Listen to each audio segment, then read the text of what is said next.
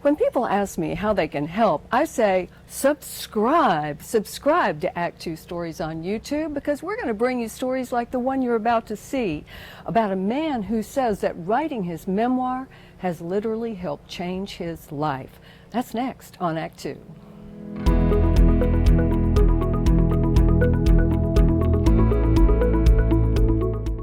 Hi, I'm Brenda, and welcome to actTWO, where we introduce you to people who have reinvented their lives in hopes it will help you reinvent yours.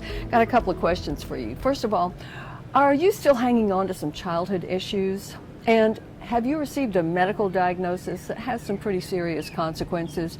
If so, Gerald Decker certainly shares your pain. He is also sharing his story in hopes it will help others. 20 years ago, Gerald began writing his memoir after a devastating divorce, and he continues to this day. But his memoir is already a bestseller because Gerald says it has literally helped change his life. This is growing up in the projects in Anniston, Alabama, on the west side of town, or as they say, other side of the tracks. 0800, June 17, 1968, anchored 1 mile off the coast of Da Nang, South Vietnam.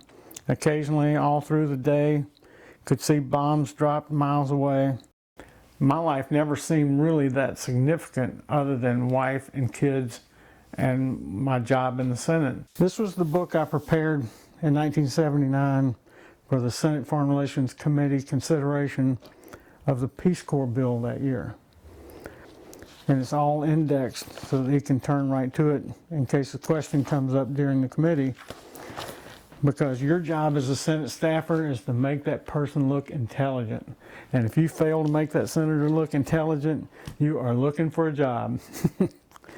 Until I started looking at all this stuff and realizing, it's been quite an interesting life.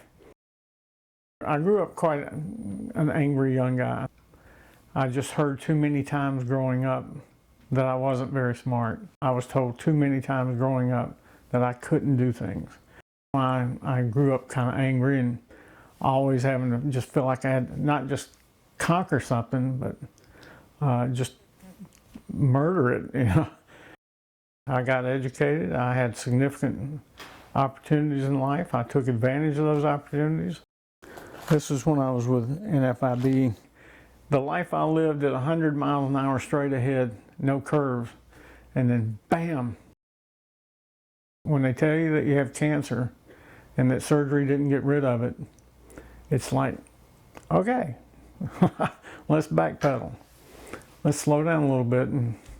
And so nothing has affected me more than that. It's changed everything about me.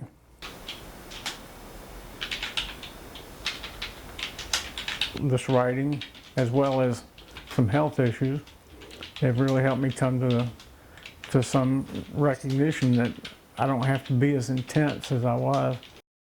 The real writer in my family was my grandmother. She taught herself how to read and write at age 58 and then wrote a book called Little Acorns. I've found so many interesting things about my family, about me, about my town that I grew up in, about the people I grew up with. I no longer try to conquer the world. I backpedal and try to enjoy every day. I've learned to take things easier. I'm much more calm today. You think you're kinder to yourself these days? No question. And much kinder to others. Gerald says so far so good with his cancer. Also, he and his wife reunited several years ago, and as for his memoir, he's up to the year 1974 now. I think he's done great getting through the 60s especially. If you're thinking about writing your memoir, Gerald has some advice.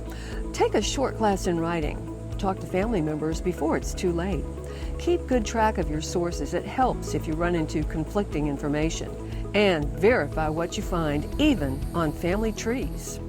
So, we want to thank you for joining us today on actTWO. Thanks so much. We'll see you next time.